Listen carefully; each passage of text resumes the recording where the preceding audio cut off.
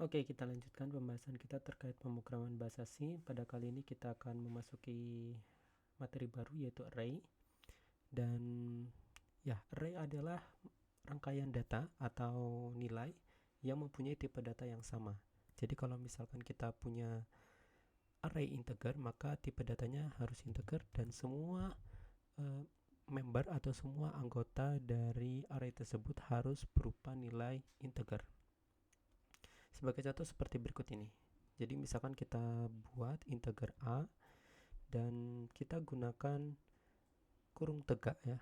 Kurung tegak sebagai tanda bahwa dia adalah array. Lalu kita masukkan panjang array tersebut. Misalkan panjang array tersebut adalah 4. Dan kita bisa masukkan nilai-nilai tersebut dengan menggunakan kurung kurawal. Lalu kita masukkan saja 1, 2, 3, dan 4 sebagai contoh nilai yang tersedia di dalam array A. Oke, dan ya sudah cukup. Ini adalah contoh dari cara penulisan array ya, cara penulisan array dari secara langsung ya. Adapun kalau misalkan kita ingin mengubah array tersebut, ingin mengubah member atau mengubah anggota dari array tersebut, kita bisa menggunakan index. Jadi misalkan ini kita contohkan terlebih dahulu, kita printkan terlebih dahulu di konsol. Oke. Kita sudah belajar for ya. Kita sudah belajar for.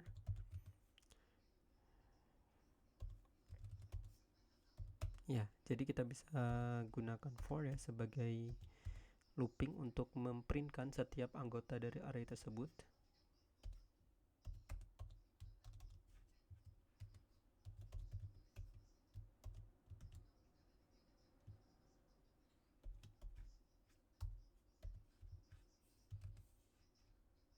Ya, dan ini yang dimaksud dengan indexing ya, kita bisa masukkan indeks dari array tersebut dengan menggunakan kurung tegak setelah array tersebut dideklarasikan di awal. Nah, kita gunakan i ya. Dan perlu diingat bahwa nilai indeks yang terdapat di sini ini sebagai contoh ini adalah i harus merupakan nilai integer ya, bukan nilai float, bukan nilai double, dan harus menggunakan integer. Oke. Ya, ini sudah kita lakukan. Coba kita compile terlebih dahulu dan kita run. Oke, kita bisa lihat ini adalah hasil dari array A. Oke. Dan setelah itu kita bisa mengganti nilai dari A tersebut ya. Gampang saja ya. A, dan kita masukkan indeks mana yang mau kita ganti ya, nilai mana yang mau kita ganti. Misalkan 0 merupakan indexing pertama atau indeks pertama dari array. Jadi kalau misalkan ini kita lihat di sini, ini dimulai dari indeks 0. Jadi untuk indeksnya dimulai dari 0, lalu 1, 2, dan 3. Jadi yang nilai 4 yang ada di sini itu berada pada indeks ke-3. Oke. Jadi kalau misalkan kita ganti indeksnya sama dengan indeks 0 sama dengan 10, maka nanti hasilnya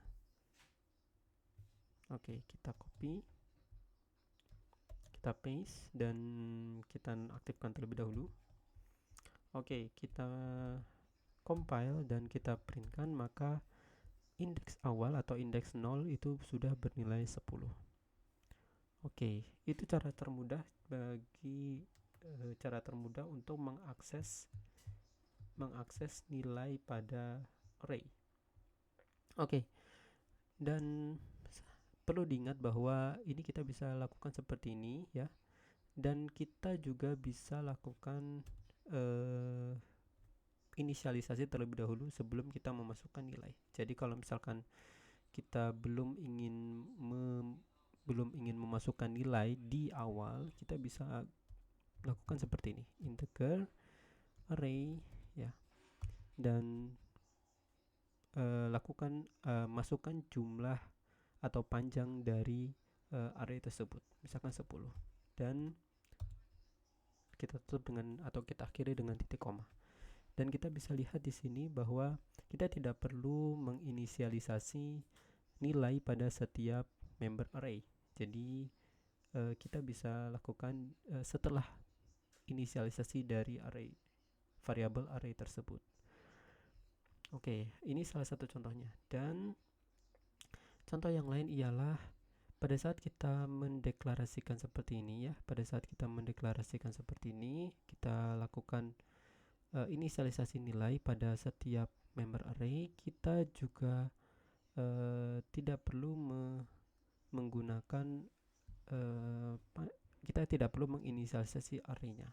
Kita tidak perlu menginisialisasi panjang array-nya. Jadi misalkan seperti ini. Nah, pada saat seperti ini diperbolehkan. Jadi nanti si compiler akan membaca panjang dari array yang sudah kita inisialisasikan di sini. Oke, mari kita coba ya.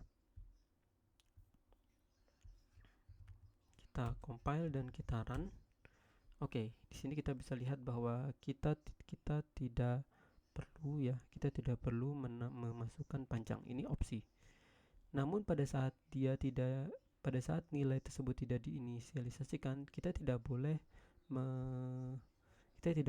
tidak mendefinisikan panjang array-nya di awal.